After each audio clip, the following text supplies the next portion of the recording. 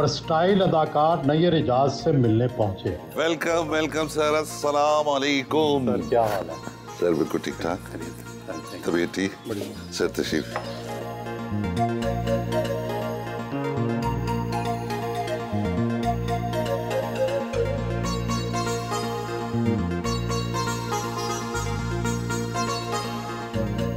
पाकिस्तान के सीनियर तरीन अदाकारों में शुमार होता है। सैकड़ों ड्रामों और फिल्मों में काम किया, बहुत वर्सटाइल है, लेकिन ज़्यादातर मशहूर मनफी किरदार हुए। क्या मनफी किरदार अदा करना ज़्यादा मुश्किल होता है? नहीं, एक टाइम ऐसा था सोहेल भाई, जब कोयटा में काम स्टार्ट किया तो मुझे वो लोग नेगेटिव रोल देते नहीं थे। कहते यार पॉजिटिव सा आदमी है, पॉजिटिव रोल करो, कहीं टीचर बन गया, कहीं किसी का हीरो बन गया, इस तरह के रोल मिलते थे। वो एक दफ़ा मैंने खुद डिमांड की कि जी आप ये रोल मुझे दे दें, आपको बुरा लगेगा तो फिर अगले दफ़ा मत कास्ट कीजिएगा। तो वो नेगेटिव रोल था, वो बस बेहतर हो गया तो उन्होंने कहा नहीं ठीक है जी अब नेगेटिव चलते रहो। लेकिन ये अलग बात है कि नेगेटिव ज़्यादा क्लिक हुए, लेकिन उसके साथ साथ पॉजिटिव भी मैं करता रहा, कॉमेडी भी करता रहा। हर तरह के रोल्स मुझे करने में मज़ा आता है। एक तरह का रोल ज़्यादा मैंने किया नहीं है, मुख्तलिफ, हमेशा डिफरेंट। चूँकि हमें लिखा हुआ कोई इतना अच्छा मिलता नहीं है, खुद ही बनाना पड़ता है सारा कुछ। मनफी किरदारों की छाप शख्सियत पर भी लग जाती है और शोहरत पर भी। क्या इस वजह से कभी आम जिंदगी में मुश्किल का सामना करना पड़ा? हाँ, जब मैं लाग कर रहा था उसमें मैंने कालिदास का रोल किया था, तो इस्लामाबाद एयरपोर्ट पे एक खातून ने आके मुझे थप्पड़ मार दिया। तो मैंने बोला जी क्यों आपने मुझे थप्पड़ क्यों मारा है? उन्होंने कहा जी मैं और मेरा शौहर 30 साल से वो सुबह शेव करते थे और मैं दरवाजे पर खड़ी होती थी। तो उसमें एक सीन ऐसा था कि मैं अपनी बीवी के गाना गा रहा हूँ, शेव करता हूँ, और फिर मुझे पता चलता है ये किसी और में इन्वॉल्व है, तो मैं उसको ब्लेड मारता हूँ। तो उस वक्त मुझे ये एहसास हुआ कि अच्छा ये चीज़ों का इतना इम्पैक्ट होता है लोगों की रियल लाइफ में। पहले फौज में जाना चाहते थे, फिर सरकारी नौकरी की, क्रिकेट खेलते खेलते अदाकारी में आ गए, तो ये सब कुछ कैसे हुआ? होता ये है कि जब आप 11 बहन भाई हों तो उसमें फिर समझना, और मतलब कुछ थोड़ा सा मैं सेंसिटिव भी था, अपने वालिद साहब से बहुत ज़्यादा करीब था, तो कुछ समझ नहीं आ रही थी कि यार मैंने फ़ौज में जाना है, क्रिकेटर बनना है या क्या करना है। लेकिन इनर में मेरा ख्याल है कि कहीं ना कहीं अदाकार छुपा हुआ था जो समझ नहीं आ रहा था मुझे। जब वालिद साहब बीमार हुए और मैं फिर लाहौर से कोयटा चला गया, तो वहाँ मैं परेशान था कि जी क्या करूँगा क्या नहीं करूँगा। लेकिन कुदरत की तरफ से मेरी ये जो वोकल है ये नेचुरल है। तो वहाँ फिर एक प्रोड्यूसर साहब थे, तारिक महराज साहब और कमर नीचा, उन्होंने मुझे देखा और कहा यार हमारा ड्रामा कर दो। मैं जी मुझे तो आता नहीं है ड्रामा, क्या कैसे करते हैं, आप मुझे बता देना मैं कर दूँगा। तो उन्होंने मुझे जब बताया तो वो मैंने उसी तरह कर दिया। तो उसके बाद फिर काम चल पड़ा, तो मैंने कहा ठीक है यार करते रहते हैं। फिर इसकी काम की जो पहले इतनी समझ बूझ नहीं थी, फिर इसके बाद इसकी गहराई में घुसना शुरू किया कि यार ये क्या, किस तरह क्या।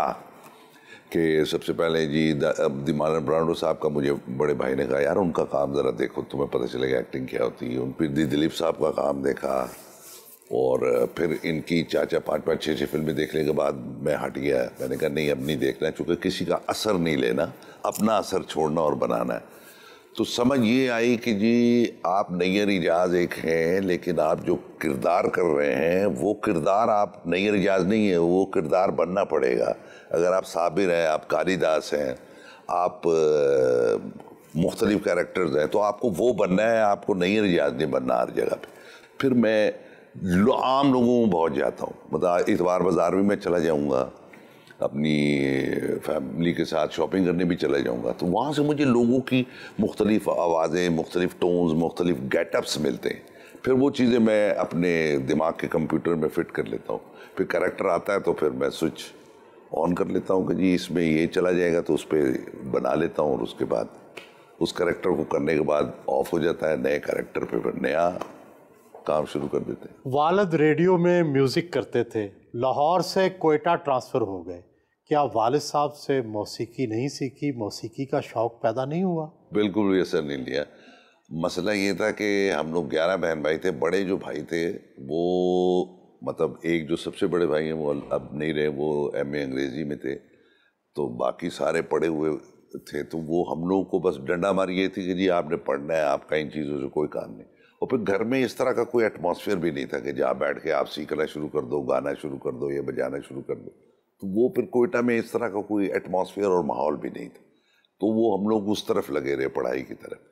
तो क्रिकेट का ये था, मेरे बड़े भाई जो गाते हैं सलामत साहब, उनकी उसमें था कि यार क्रिकेट खेल, तो मैं खेलता था, अच्छी खासी क्रिकेट खेलना शुरू हो गया। तो फिर वो जब वालिद साहब बीमार हुए, जब वापस चला गया कोयटा, और फिर अल्लाह की तरफ से फिर जिम्मेदारियाँ पड़नी थी, और जब हम मिडिल क्लास फैमिलीज़ के बच्चों में जिस पे भी जिम्मेदारी पड़ती है, जिस भी आदमी पे जिम्मेदारी पड़ती है, अगर वो सच्चाई से उसको पूरी करता है तो फिर उसकी अपनी ख्वाहिशात ज़रा रद्द हो जाती हैं, वो बैकग्राउंड में चल जाती हैं ख्वाहिशात, दूसरों की ख्वाहिशात आगे आ जाती।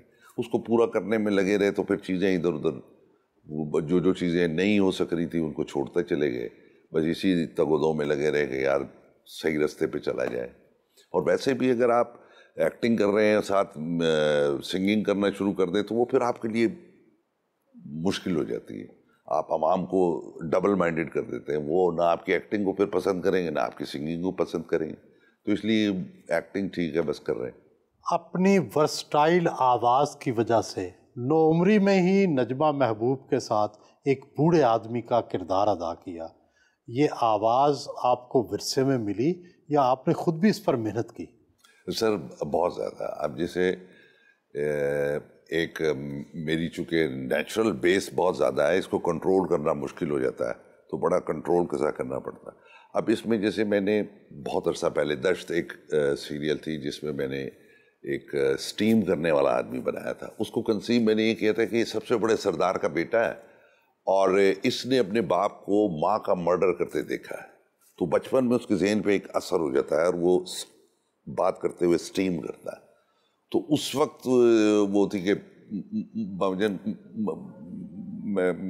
नहीं पता, मैं उस तरफ मैं बाबाजन, वो उसकी ये सारी चलती है। फिर उसके बाद वो एमएनए बन जाता है, वो जो एमएनए बनता है तो लेकिन उसकी स्टीम नहीं जाती, बात तो वैसी करता है लेकिन उसमें थोड़ा ठहरा हो जाता है। बाबाजन बात जो आप कर रहे हैं वो उसको समझना है, उसको देखना है, बाबाजन में ये इस तरह का वो सारा किया था। तो मेरे ये स्टीम करने वाले टोन जो है, शाहरुख साहब 15 साल बाद डर में उन्होंने कहा था कि किरण वो कर रहे थे, तो ये इस तरह की चीज़ें दिमाग में आती रहती थी और करने में मज़ा आता है।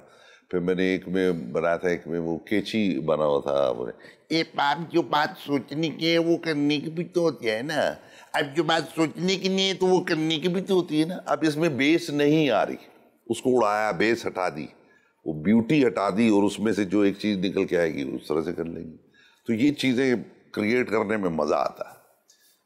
तो जिस तरह कालिदास का रोल था उसमें वो ये था कि वो एक अक्सर जब भी अपनी किसी को देख के वो जो मज़े में होता है तो वो गाता है, कौन है जो सपनों में आया, कौन है जो दिल में समाया, लो चुप गया आसमां भी, इश्क मेरा रंग लाया, ओ प्रिया। कौन सा ऐसा किरदार है जो आपके दिल को बहुत भाया हो और कौन सा ऐसा किरदार है जो अभी करना चाहते हैं? सर स्टिल वेटिंग, वो चीज़, वो लेवल जो ब्रांडो साहब ने गॉडफादर में की, स्टिल वेटिंग ऐसा कैरेक्टर, या जो दिलीप साहब ने गंगा जमुना में किया, मशाल में की, या और फिल्मों में जो परफॉर्मेंसेस की, उस तरह के कैरेक्टर स्टिल वेटिंग, अभी तक आए नहीं हैं। क्या लिखने वाले नहीं हैं अच्छे? सब हैं लेकिन वो मेरे तक नहीं आ रहे उस लेवल की चीज़, जब आ गई मज़ा आ जाएगा।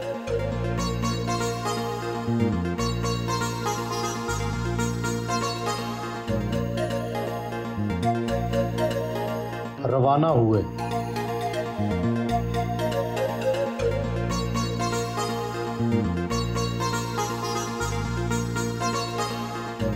पंजाब यूनिवर्सिटी पहुंचे। Pro vice chancellor professor doctor Salim Mazhar से मुलाकात करने पहुंचे। डॉक्टर सलीम मजहर ने गुलदस्ता पेश किया। फाइन आर्ट्स में फ़न अदाकारी के बारे में लेक्चर पर गुफ्तगू की।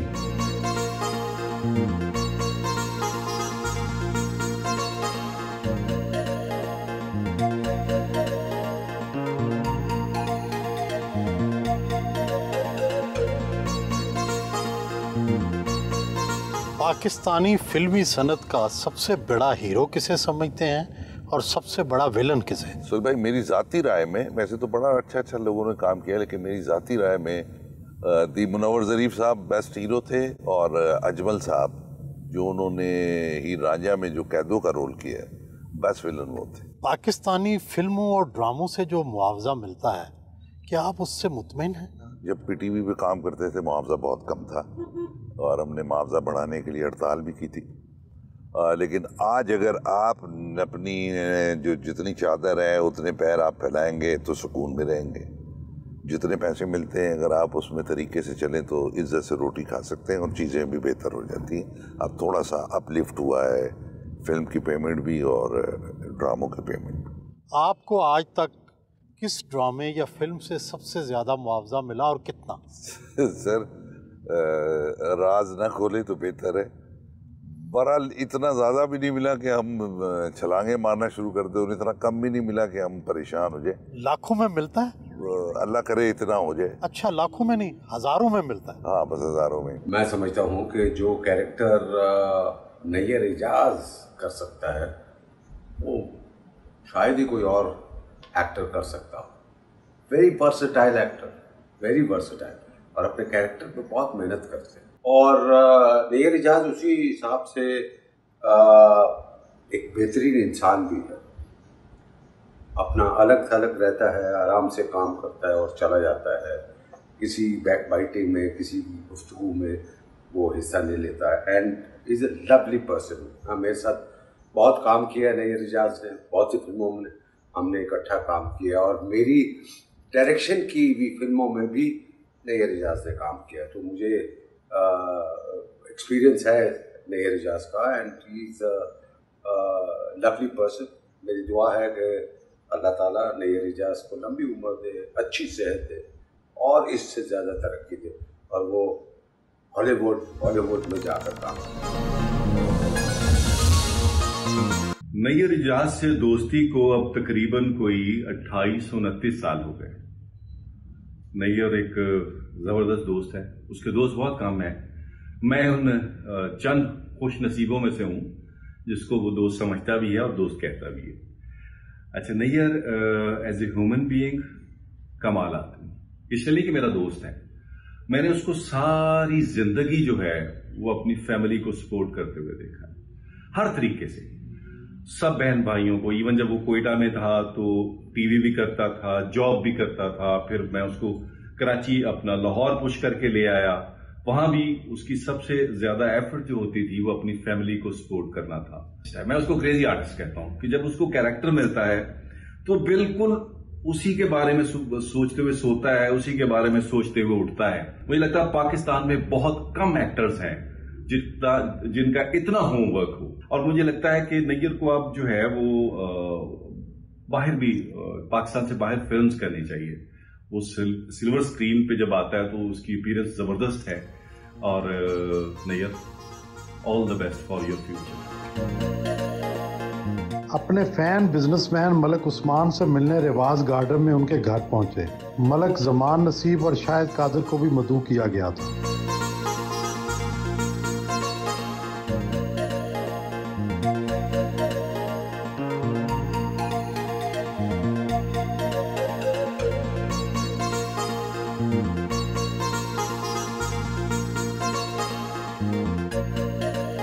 उनके एजाज में पुरतकल्लफ ज़ोराने का एहतमाम किया गया। खाने में देसी मुर्गी, मटन कोरमा, चिकन पुलाव और निहारी से तवाज़ो की गई।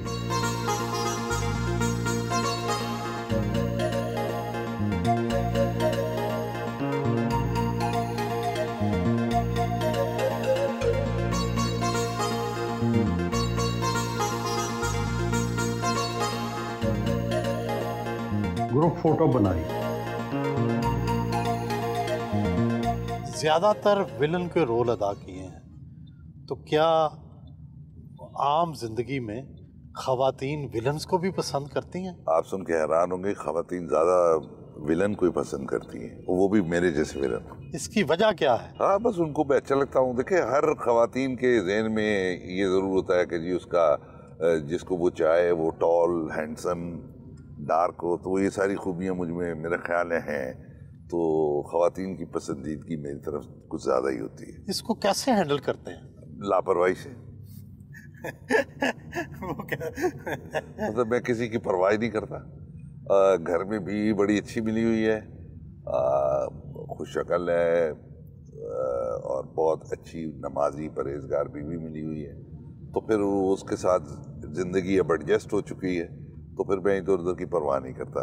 सोचते तो होंगे पाकिस्तान के मसाइल का हल कैसे मुमकिन है? जब तक जो सीट है उस सीट के मैं और आप काबिल नहीं है तो हल तो निकलेगा नहीं। हमें वो काबिल लोग बिठाने होंगे, लाने होंगे जो इसका हल निकाले। बल्कि ये होना चाहिए कि ये जो 400 साढ़े 400 अफराद की असम्बलियाँ हैं, हर आदमी टैग लगाता है कि जी मैं चेंज कर दूंगा, मैं ये कर दूंगा, मैं वो कर दूंगा, और बैठने के बाद तबाही बर्बादी फैलाने से बेहतर है आप वो 8-10 लोग जो बहुत टैलेंटेड हैं उनको लाएं और मुल्क को तरक्की दिलवाएं। ख़त्म, दैट्स ऑल। सदारती निज़ाम लाएं? सदारती निज़ाम नहीं, कम लोग लाएं ताकि काम हो सके, उनका फोकस हो काम पे। ये बस थोड़ा सा सोचने समझने की बात है। हम सोच लें तो सब कुछ ठीक हो जाएगा। आपका ख्याल है सियासत में आना चाहते हैं, दिलचस्पी है आपको?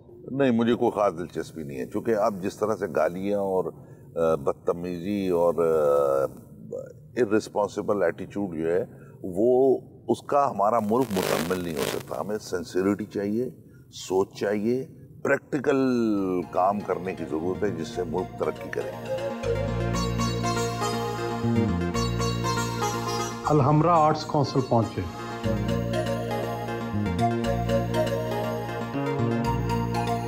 Director Alhamra arts council Zulfiqar Zulfi ने इस्तकबाल किया।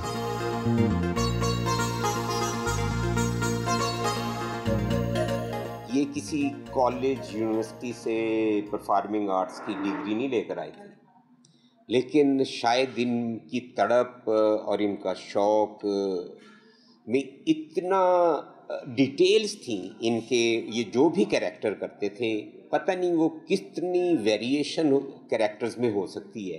अब तो लोग शायद वो डेप्थ ही नहीं है, विजन ही नहीं है, वो स्टडी ही नहीं करते, वो करना भी नहीं शायद चाहते। सो ये अब जो एक्टर हैं, जो नया स्टफ है, स्टेज से रिलेटेड जो लोग हैं, तो मेरा नहीं ख्याल है कोई नैयर और बेशुमार जो इनके बैच के और भी बेशुमार अच्छे एक्टर हैं, वैसा अभी कोई नहीं है।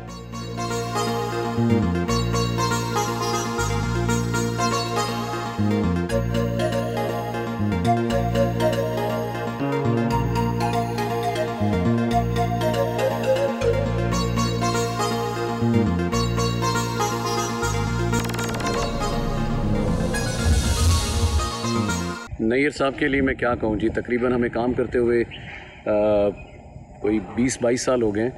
अल्हम्दुलिल्लाह मैंने हमेशा उनको बहुत हम्बल पाया। एक बेहतरीन एक्टर तो हैं ही, लेकिन वो एक बेहतरीन इंसान भी हैं, एक अच्छे दोस्त भी हैं, और लफ्ज़ों की अदायगी, डायलॉग्स की जो अदायगी वो करते हैं, जो अल्लाह ताला ने उनको वॉइस क्वालिटी दी है, उसकी तो क्या ही बात है। तो मेरी दुआ है नैयर साहब, wish you all the best. ज़िंदगी के हर स्टेज पर अल्लाह ताला आपको इज़्ज़त और कामयाबियों से हमकिनार करे। उनके एक फ़ैन मदनी शारिक ऊँटों की कुर्बानी कर रहे हैं, उनको देखने आए।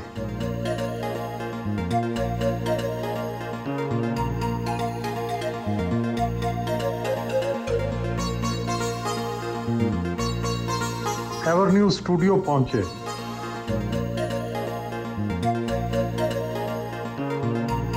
Senior film editor Z Zulfi ने इस्तकबाल किया।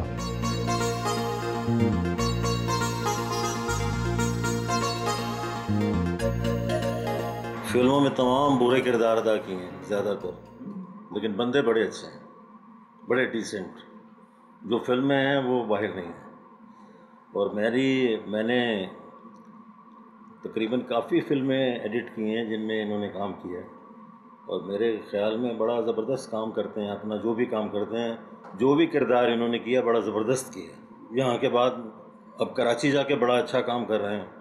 अभी मैंने पीछे इनकी फिल्में जो देखी हैं, बड़ा ज़बरदस्त। वहाँ पर भी एक समझे, वहाँ पर भी एक धाक बिठाई हुई है पूरी अपनी, और लाहौर का नाम रोशन हो रहा है कि जी हमारा एक्टर काम कर रहा है।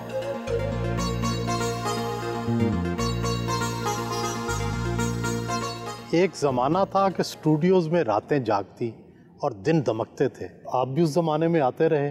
जी, मैं भी अल्हम्दुलिल्लाह उसकी आखिरी दिनों में मैं भी एंटर हो गया था। और एक वक्त में हम लोग 6-6, 4-4, 5-5 शूटिंग्स हम करते थे, दिन में, रात में। आज जब स्टूडियो में आके इस स्टूडियो की कसम पुरसी देख के तो बड़ा दिल को तकलीफ़ होती है। कितने टैलेंटेड लोग बेचारे पसे पुष्ट चले गए। किसकी नज़र खा गई? क्या कहानी अच्छी नहीं थी, प्रोडक्शन अच्छी नहीं थी, डायरेक्शन अच्छी नहीं थी? कहाँ खराबी थी? नीयतों में खराबी थी सर। जब जुल्म अरूज पे चला जाए तो फिर वहाँ से रिस्क की कमी हो जाती है। यहाँ होता ये था कि जी काम करने के लिए आते थे और कुछ लोग जो अपने आप को बहुत तुरम खान समझते थे वो फिल्में बनाने आ गए। अब टैलेंट जो था वो जालिमों के हाथ में चला गया। लोगों की बद्दुआएं, लोगों के पैसे खा जाने, लोगों का टाइम पे पैसे न देने, काम की कोई तवज्जो नहीं। एक टाइम ऐसा भी आ गया था कि हम लोग जब स्टूडियो में घुसते थे तो अपनी इज्जत बचाते फिरते थे कि यार कोई हमें ही जलील ना कर दे, कोई हमें ही बेइज्जत ना कर दे। तो टैलेंट जो है इन जालिमों के हाथों बेदर्दी से कत्ल हुआ है इन्हीं स्टूडियोज में। अब क्या किया जाए कि फिल्मी सनत जो है उसकी बहाली हो जाए और वापस कराची से रौनकें लाहौर भी लौट आएँ? कोई ऐसा फार्मूला है? हालांकि आप देखें कि तीफा इन ट्रबल जो बनी वो लाहौर और डेनमार्क में उन्होंने बनाई। फिर बाजी का बहुत सा पोर्शन जो है हमने लाहौर में किया और तीफा इन ट्रबल भी सुपर हिट थी, बाजी भी सुपर हिट हुई। बस कुछ समझ नहीं आ रहा। हालांकि ये तो होना नहीं चाहिए कि वो कराची है या लाहौर है, आर्ट तो आर्ट है, कहीं भी जाके किया जा सकता है। लेकिन वो ये हुआ कि जो बेहतर मैनरिज्म है वो वहाँ शिफ्ट हो गया, यहाँ इस तरह का मैनरिज्म चलने लग पड़ा, तो फिर टोटल काम ही वहाँ चला गया। इंशाल्लाह होप कि इस तरह फिर अल्लाह ताला रहम करेगा, ज़रूर रौनकें आएंगी फिर इस शहर में और यहाँ फिर काम होगा। आप हमारी जो पाकिस्तान की फिल्मी सनत है इसमें किसे सबसे बड़ा हीरो और किसे सबसे बड़ा विलन समझते हैं? आप देखें ना कि नदीम बेग साहब ने बहुत ज़ोरदार दौर गुजारा है। उसके बाद जावेद शेख साहब भी बहुत भरपूर दौर गुजारा उन्होंने। फिर बीच में शान साहब भी आ गए, मोहम्मद राना भी थे और बाबर अली भी थे और फिर विलन्स में शफकत चीमा थे, तारिक शाह थे और मैं भी उनके साथ लगा रहा। तो मुख्तलिफ लोग आते जाते रहे और स्टार्स और ये चीज़ें बनती चलती। अगर बॉलीवुड से कंपैरिजन किया जाए? नहीं सर, वो हो नहीं सकता। मैं आपको एक बात बताऊं, हम चूँकि तजाद ज़हन के लोग हैं, हमने कभी आर्ट को उस फॉर्म में लिया ही नहीं इस मुल्क ने जिसकी इसको ज़रूरत है। वहाँ आर्ट को उस फॉर्म में लिया जाता है जिसकी आर्ट को ज़रूरत है। फिर वहाँ आप देखें तरक्की भी बेतहाशा हुई। मैं एक इंटरव्यू सुन रहा था राज कपूर साहब का, उन्होंने कहा जी कि हम लोगों ने ये तय कर लिया था कि इस रोज़गार को इतना अहम और इतना बड़ा रोज़गार बना देंगे कि हमारे आने वाली नस्लें इस रोज़गार से फ़ायदा उठाएंगे, जो आज उठा रही हैं। हमारे साथ प्रॉब्लम ये हुआ है कि जो सुपरस्टार हुआ उसने अपने तरह से इंडस्ट्री को चलाया और बेड़े गर्क कर दिए। आगे के लिए नहीं सोचा, आने वालों के लिए नहीं सोचा। अगर हम इंडिविजुअल रहे कि जी सोहेल बड़ाई साहब की एक फिल्म हिट होगी, सोहेल बड़ाई साहब ने कहा कि ये 4 आदमी बस, इसके अलावा 5वें को हमने नहीं लेना, तो ट्रेड तो नहीं बनेगी। 4 आदमियों से ट्रेड बनती नहीं है। अगर सोहेल साहब की एक फिल्म हिट होगी और वो कह रहे हैं कि जी 5 और ले आओ, 6 और ले आओ, तो चीज़ें बढ़ना शुरू हो जाएंगी। बढ़ोतरी का नाम कामयाबी है। जब आप रोक देंगे तो ख़त्म। आपका घर तो बन जाएगा, आपके महल तो खड़े हो जाएंगे, आपको लैंड क्रूज़र मिल जाएगी, लेकिन आने वाले बच्चे को हम कुछ भी नहीं दे रहे हों। तो मेरा ये है कि जी इंडस्ट्री तब रिवाइवल इसका हो सकता है कि हम आने वाले लोगों के लिए भी कुछ सोचें।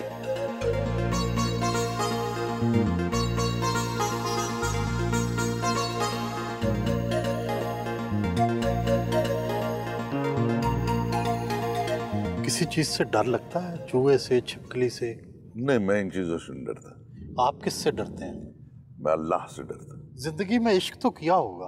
अरे सोहेल भाई, क्या सवाल कर दिया। मैं आपको बताऊं, मैं लम्हा बलहमा इश्क करता हूँ। मैं अपने काम से बहुत ज़्यादा इश्क करता हूँ। निस्वानी हुस्न में क्या पसंद है? हर हसीन औरत के साथ इश्क करता हूँ और इसकी कोशिश भी नहीं करता कि जी मैं जिस हसीन औरत को चाह रहा हूँ उसको पालूँ। ना ना ना, हुस्न को देखो, अल्लाह की खूबसूरती की तारीफ करो और खुशनसीबी ऐसी है कि मेरी ज़िंदगी में हसीन औरत ही आई है, कभी भी कोई माठी माकूल शक्ल की औरत नहीं आई। खूबसूरत औरतों के साथ इश्क रहे हैं और जब से शादी हुई है और जब से अल्लाह ने औलाद से नहीं नवाजा तब से इन चीज़ों से हट गया हूँ, वरना दिल तो हर लम्हा इश्क करने को करता है। आँखें और पाँव में क्या ख़ास बात और आँखों में क्या ख़ास बात? आँखों में वो जहानत और चमक होनी चाहिए जिससे दूसरा आदमी अट्रैक्ट हो, और पाँव साफ सुथरे हों जिसको देख के महसूस हो कि किसी साफ सुथरी खातून की तरफ मुतवज्जह हुआ जा रहा है। मॉडल टाउन में समाजी व सियासी शख्सियत मियाँ मुमताज़ खालिद और मियाँ फयाज खालिद के घर पहुँचे।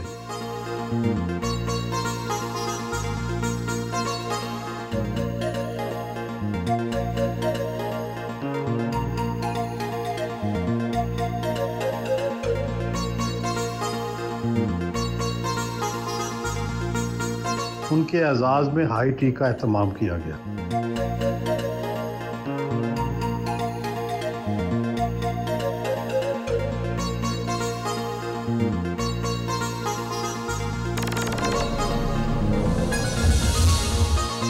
नैयर जो हैं एक बहुत ही फ़ाइन आर्टिस्ट हैं, एक कॉलीग हैं, एक दोस्त हैं। तो मेरी पहली मुलाकात नैयर से दश्त में हुई थी जब हम मिले थे गवादर में उसकी शूटिंग पे। तब से लेके आज दिन तक मैं इनकी बहुत बड़ी फ़ैन हूँ।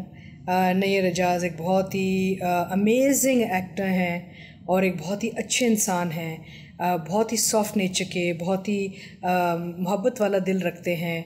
लगते तो वो बहुत बड़े एक जायंट और ख़तरनाक शख्सियत लगते हैं, लेकिन actually he is like a teddy bear and I have great respect for Nayyar and I wish him all the best. Nayyar भाई मेरे हिसाब से किंग हैं गेटअप के, कैरेक्टर्स चेंज करने के।